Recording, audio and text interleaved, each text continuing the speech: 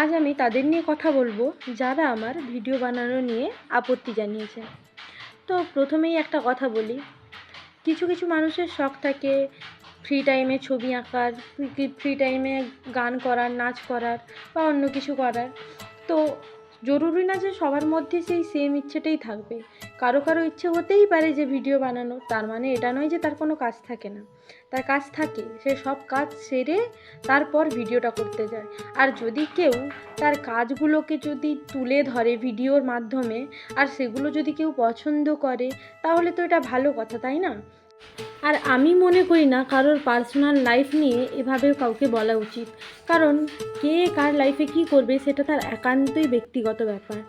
অবশ্য এটা ভেবেও আমার ভালো লাগছে যে কেউ আমার কথা এত ভাবে। থ্যাংক ইউ তার জন্য, কিন্তু আর ভাবতে হবে না। নিজের কাজে মন দিন, ব্যস্ত থাকুন, দেখবেন ভালো থাকছেন।